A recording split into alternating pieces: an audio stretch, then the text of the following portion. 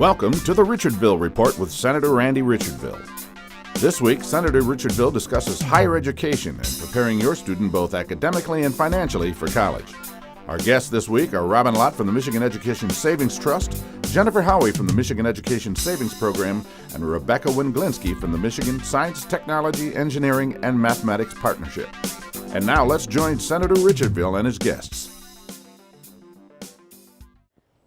Hi, I'm Randy Richardville. I'm State Senator from the 17th District and the Majority Leader for the Michigan Senate. I have a couple of guests today. They're going to be talking about education savings plans. First of all, we have Robin Lott. Robin, welcome to the show today. Thank you, Senator. And I also have Jennifer Howey, who is going to be talking about the Michigan Education Savings Plan in a little bit. And of course, it's back to school time in Michigan, and people start thinking not just about the educational programs that they're in, whether it's elementary school, preschool, high school, or whatever, but we also have to start thinking about long-term. How are we going to fund our children's education into the college years? And that's the reason that we have these two guests here, because there are, believe it or not, 529 college savings plan. Two of them are the Michigan Education Savings Program, the MESP, and the Michigan Education Trust Fund. In between my times in the Michigan House of Representatives and the Michigan Senate, I actually served on the board of the Michigan Education Trust Fund, learned a little bit about how it operated and its history and all. And Robin, you're the executive director. You were back then, and you helped me when I was a rookie on that board. And I know you're still helping people to get educations in the state of Michigan. Could you just give us a little background on the Michigan Education Trust Fund to get us started today? Sure. MET was the first prepaid tuition program back in 1988. Sort of paved the way to what we now refer to as Section 529 of the college savings plans nationwide. Pretty much every state has one. But MET is the prepaid program and basically allows families to lock in at today's tuition. We pool the funds together for investment purposes, and we pay the actual tuition if the student attends a Michigan public college or university. As I briefly mentioned earlier, we're also very pleased to have Jennifer Howey. She is the Senior Marketing Manager of the Michigan Education Savings Program. And I wonder, Jennifer, if you might just give us a little background on the program that where you work. The Michigan Education Savings Program is a qualified 529 college savings plan. And the way it works is by contributing post-tax dollars into a savings account for investing purposes. And the money grows tax-free as long as it is withdrawn for qualified educational expenses. Very good. So these are two of the main education type funds that we have in the state of Michigan. And there's programs within those. Robin, there is something I've heard of called the Fostering Futures Charity. Yes. Now, can you tell me a little bit about that, what its mission is, and how it's administered here in the state? Sure. Fostering Futures is a new charitable program that we've instituted within Michigan Education Trust. It's what we call our charitable tuition program. And what we're doing is raising funds to help foster care students go to college. What we find is over 14,000 students are in foster care within the state of Michigan. Many of them age out of the foster care system, go to college, and they have no support at all. So there's 4 universities in the state that provide full support systems for these foster care students. Western Michigan University, University of Michigan Ann Arbor, MSU, and Ferris. And on their campuses, they've identified those students, and they actually provide not only financial support, but mentoring and whatnot to just help these students along the way. So all the funds that we're raising, and actually you can donate to the fund at any time during the year, all the funds will go towards helping those students so they don't graduate college with any debt. Mm-hmm. So to oversimplify things, the Michigan Education Trust Fund is set up for families who would like to invest in a pre-tax way into saving money for their college education down the road. For after the children. tax? And it's after tax. Okay, so the deposits go in after tax. And then those funds that are managed by the Michigan Education Trust Fund provide a return, and eventually that child can go to school basically for free. Correct. Because those monies have been paid in advance. Right.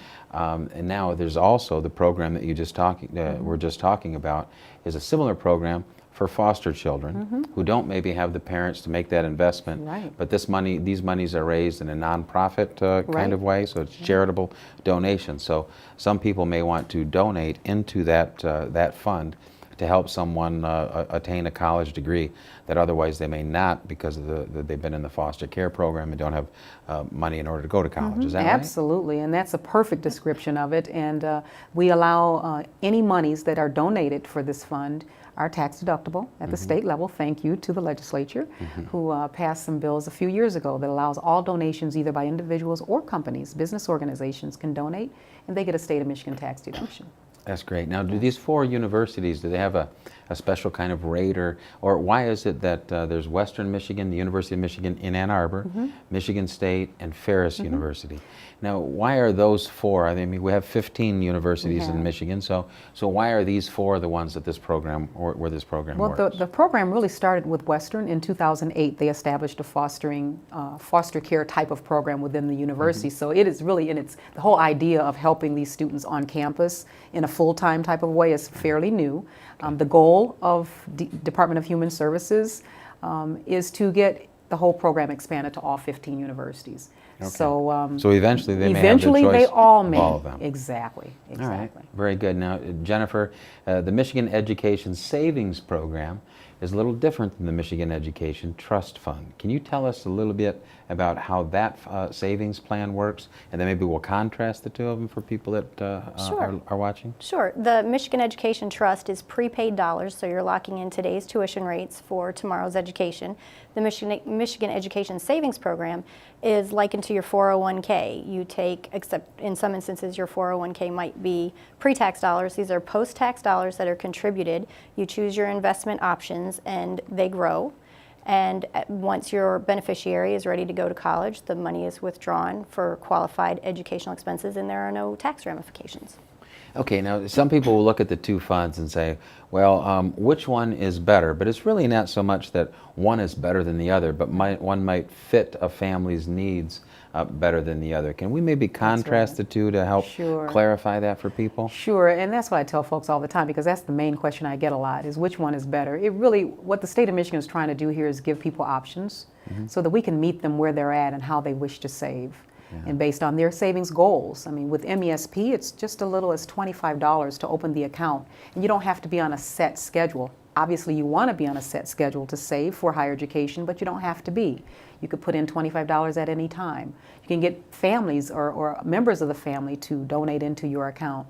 With MET, you're purchasing a contract for a set dollar amount, and if you purchase that contract over a specified amount of time, you do have to be on a set schedule of payments. Okay. So it is different in that regard. But again, MET only covers tuition and mandatory fees, which is only about 50% of the total cost of higher education. MESP can be used for not only tuition, but it can be used for room and board and books and the other expenses that come with attending college. So the programs work very well together. We're seeing a lot of people that are actually saving in both. Yeah, okay. And they get 2 tax deductions for saving. Yeah, a set of parents may decide, you know, we want to start an education trust fund or an education fund for our children. So they might go to MET to set something up and say, here's what the amount's going to be based on tuition rates today. We're not going to charge you more when it actually happens. But on a monthly or quarterly or annual basis, you have these payments that you have to make. And then when your child is done with high school, you will have a college tuition, room and board, mandatory fees, ready to go. Just tuition from Just tuition, yes, okay. Just for but tuition. Now the Michigan Education Savings Plan doesn't have quite as rigid a payment schedule. But I can go to my aunts, my uncles, my grandparents when it's time for a birthday present or something like that and say, you know what, my mom and dad are saving with the Michigan Education Trust Fund an amount to cover my tuition when I graduate. But you know, this year for Christmas, I don't necessarily see a lot of people asking for that for Christmas, but let's just say they do. Would you like to make a donation into my account so that someday I can help pay for room and board or books or other kinds of things that are part of my education needs? Is that That is right, and we're taking you on the road with us. Well, you know, I was on the I was on the board for a while, so I'm not brand new to it, but I just want to make sure that people understand that there's a difference, there's a flexibility, and you don't have to choose one or the other. You can actually have both going on and help to fund your education way before college loans and things might make it difficult, if not impossible. And the programs complement each other nicely. MET, you lock in your rate. MESP, you save for the other qualified expenses like room and board, books, equipment that's mandatory, then becomes a qualified expense.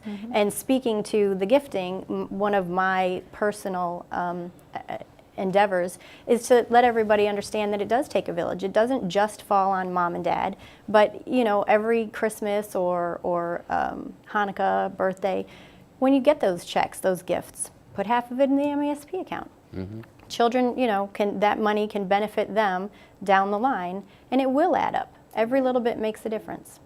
Okay, now in my investment portfolio, I've got things that have gone up and down with the economy. Some is stocks, some are bonds, whatever. I've got these investments, and sometimes I'm happy, sometimes not so happy. With the economy in the state that it's in today, tell me, is it a good time to be investing in a 529 type program? I think so. I think a person has to look at the options, the number of investment options we offer. They're all differ in the level of risk that you're taking on. And if you're a parent, which most parents are a little more conservative, you may not want to be in more of the risky. We have 7 investment options we currently offer. I personally lean toward the conservative side just a little bit, just so you know. So, go ahead, I'm sorry. And I'm an MESP account owner, so I'll just speak from on my perspective of being conservative, okay? Okay? We have what we call a principal plus interest option. That's the most conservative investment option in MESP for those parents and grandparents that don't want to, ride that wave of the market. The principal is guaranteed, and they're getting a 1.85% rate of return from now through the end of September. We'll announce a new rate every October 1. With the other investment options, we have 3 age-based options. One that is conservative, one that's moderate, and one that's aggressive. We have a 100% equity option, a fixed option, and another option that I can't tell you right now. Okay. But there's options to choose from. The program disclosure booklet is very detailed to outline the risk levels of those. So you want to choose what's best for you, basically. Okay, Jennifer, we're getting short on time. Can you just tell me real quickly, are there any tax advantages to a 529 type investment? Absolutely. The MESP offers tax deductions, so your contributions are deductible off of your state income tax, up to $5,000 for individual filers or $10,000 for married filers. All right, perfect. Now, as we get to the end here, real quickly, if people want to know more, who do they contact besides, obviously they can call my office, and I'm sure we'll put the information on the screen, but is there somebody they can call directly to find out about one or both of these programs? Sure, we both have toll-free numbers. They can call the MET office at 800-MET-4KID, or they can go online, setwithmet.com. Or 877-861-MESP, or misaves.com. Okay, very good. Jennifer Howey, Senior Marketing Manager of the Michigan Education Savings Program. Thank you very much for being a part of our show today and helping people to learn more about that program. Robin Lott, it's always nice to see you. Nice to see you, and too. Please say hi to the folks back on the board at the Michigan Education Trust Fund, and thanks for all the good work that you've done for so many years. Thank you so much, Senator. Thank you, Senator. Opening presents can be fun, but are more toys really what your child needs? Instead, you can give a gift for your child's or grandchild's future. Start a college savings account with the Michigan Education Savings Program. It's something they'll use and appreciate for a lifetime. The Michigan Education Savings Program. Start your child's future today. Learn how at misaves.com. Concerned about the future? So is the Michigan Education Trust. Right now, research shows there are approximately 4,000 students who are in Michigan foster care. Many of these students are deserving of a college education but don't have the resources to go to college. September is College Savings Month, so for the entire month, you can help the Michigan Education Trust give these bright minds a clear future. By donating, you'll help put these young people on the path to success. Go to setwithmet.com. Donate today and secure tomorrow. Welcome back to the Richardville Report. In the first part of the program today, we talked about the Michigan Education Trust Fund and the Michigan Education Savings Plan. On the second part, we're going to be talking about Michigan STEM, which stands for Science, Technology, Engineering, and Math. The state of Michigan has joined other states around the country in creating public and private partnerships which will address the need for increasing student achievement in science, technology, engineering, and mathematics, commonly referred to as STEM. Michigan student achievement has fallen behind most other states when you look at their test scores. But regardless of race or income status, Michigan students rank significantly below peers all across the country on national math tests. Overall, Michigan students ranked 41st in 4th grade math and 36th in 8th grade math last year on the National Assessment of Educational Progress tests. The Michigan STEM Partnership is working to cultivate a society in the state that promotes innovation, elevates student achievement, and supports the development of a 21st century workforce through high-quality education. Obviously, those of us in the legislature and the governor's office are very concerned about the trend where math and science type scores, technology is going down, and we're not in a competitive way with the rest of the country, and of course that means that we're not competitive with the rest of the world. And this private partnership has been created, and Rebecca Wenglinski is a member of the Michigan STEM Partnership. She's a member of the steering committee, working with I guess her title is Program Manager, Talent Enhancement with the Michigan Economic Development Corporation. Rebecca, thank you very much for taking the time to be here today. This is a subject that is of utmost importance, both in the formative years and then as we progress, as our children progress into higher education. We're not competitive today, so working with education and the MEDC, which obviously does a lot of work in the economy and with businesses, this kind of partnership is critical to changing those scores and turning around education in the state of Michigan. Why does STEM, or how does STEM look to address some of the issues that we just talked about? Well, first, thank you, Senator, for allowing me to come and speak about this matter today. The Michigan STEM Partnership is helping address the STEM needs through various outputs that you had discussed earlier. We are aware of those test scores, and we're trying to work with various other states and various partners within the state. One of the things that the STEM Partnership is pursuing, or is at least promoting, is the Common Core standards that 44 other states have adopted, and that's the Common Core standards for math. We have adopted those as well to help bring our graduation standards up to the higher level that they need to be for our students to get the skill sets necessary for those jobs. We are also working with 25 other states throughout the nation for the next generation science standards to help improve our science skill sets. Okay, so help me understand a little bit how that happens. You've got something called an asset map. Mm-hmm. Now, how does the STEM asset map work? Tell me what that is, what that means. Well, the Michigan STEM Partnership put together the asset map because we realized that there were numerous programs and STEM experts throughout the state, but we didn't have one online resource to actually see exactly what was available. So the asset map allows anyone to go ahead and put in what STEM programs they know are in their area, and it is vetted and cleansed on the back end to make sure that they are, in fact, STEM programs. But it's a tool that anybody can access. It is at mistempartnership.org. So teachers, students, parents can see what STEM programs are available for their students in their regions. We're split into 5 different regions. So that way they can see what aid they can have to get those STEM skill sets. Okay, so you go online and then you go into MI-STEM, I'm sure that we'll get it. What is it again? mistempartnership.org. mistempartnership.org. And there's 5 regions around the state. Yes. What are those 5 regions? There is the St. Clair hub. The regions are pretty large. So the St. Clair hub goes from up into the thumb all the way down to Lenawee County and Monroe. We've got the Bay Area hub, which includes the Bay, Midland, Saginaw Bay Area.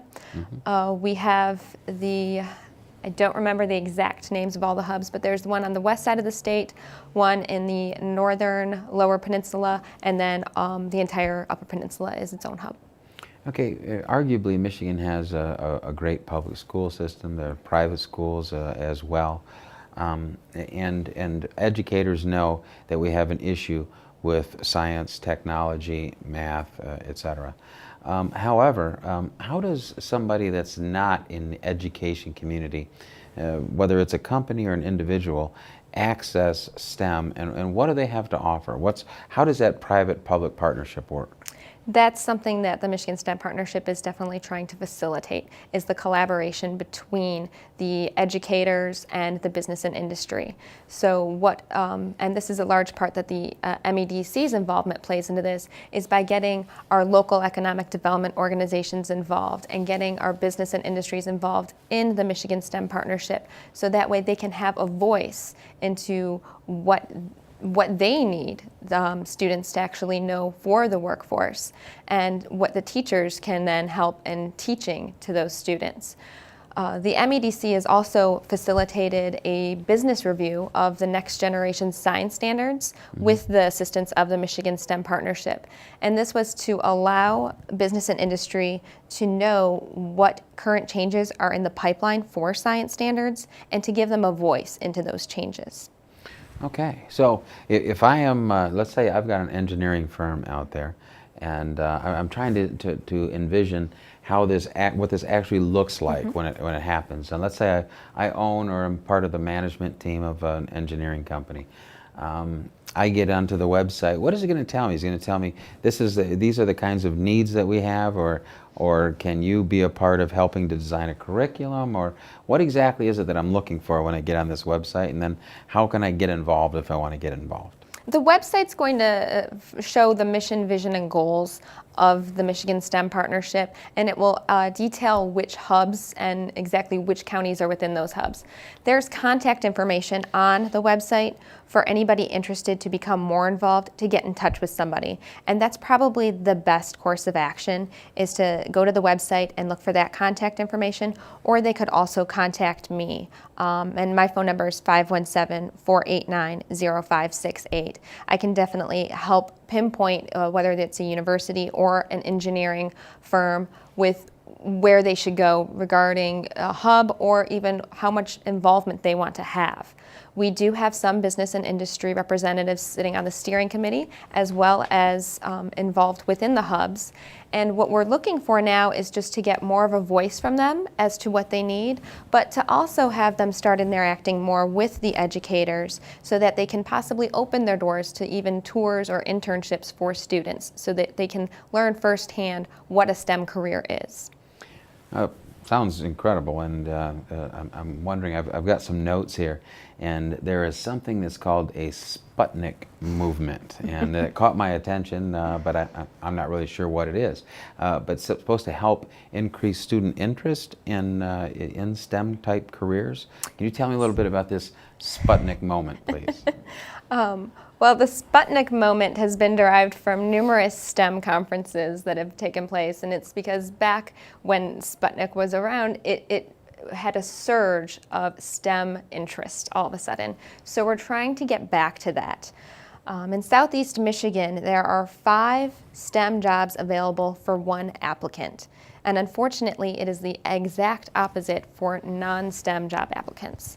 So we want to get business leaders to reach out a bit to the teachers and to the students to show what a STEM job is. And if you get that interest early on, the students will soon follow.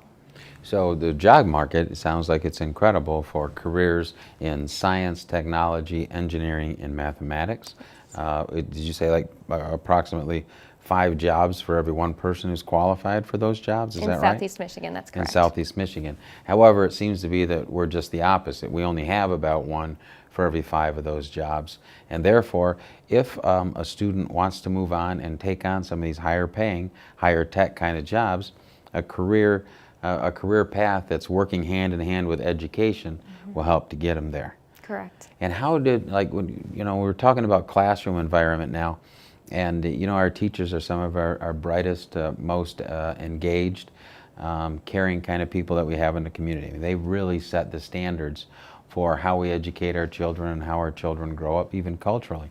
How does a business owner or business manager or somebody involved in these STEM type careers, how do they bridge that gap with the teachers? I mean, I'm not sure. Does the curriculum change? Does it help with bringing people into the workplace? You kind of alluded to that a little bit. But does the curriculum actually change potentially within the school systems because of the involvement of the STEM type companies? They have, the curriculum does change a bit, and it has a little bit with the Common Core math standards, and it will do even more so if the state does adopt the next generation science standards. And what that changes take place to that curriculum are that the teachers have to be more application based. So what we have heard from some educators that we've spoken to, and also from the business and industry, is that they would like to start meeting together so that the educators know exactly how to teach the application-based methods, because a lot of them have been in education the whole way through. They went to college to become an educator, and then they went straight into the school. So they don't have the industry insight as to know what exactly is an application. Okay, I know we're running out of time. I just want to ask you one last question. What would it take? Because I think I see the vision. I see two different worlds coming together to create a new one and some opportunities. Tell me, if people want to be interested, want to be supportive, what does it take for the Michigan STEM Partnership to be successful? Right now, we really need more involvement from the business and industry. So I encourage anybody who is interested within the business and industry area to please contact me or to go to mistempartnership.org and get involved that way. And even if these careers don't end up being STEM type careers, these are still areas of learning that everybody can profit from. So it's important, whether you plan to go in that kind of career or not, at least to look into increasing your literacy in these areas. Is that right? Absolutely. With every aspect of the STEM area, it teaches you critical thinking, which is useful in any job setting. Well, unfortunately, Rebecca, we're out of time. Once again, Rebecca Wenglinski is a member of the Michigan STEM Partnership Steering Committee, is a program manager for talent enhancement with the Michigan Economic Development Corporation, and has been an awesome guest on the Richardville Report today. Thank you very much for being here and for all the work you do to help prepare our students for their careers. And thank all of you that tuned in today. I hope this was helpful. We'll give you some more information on how to get a hold of the Michigan STEM Partnership. And we hope that you have a great day, and thanks again for tuning in.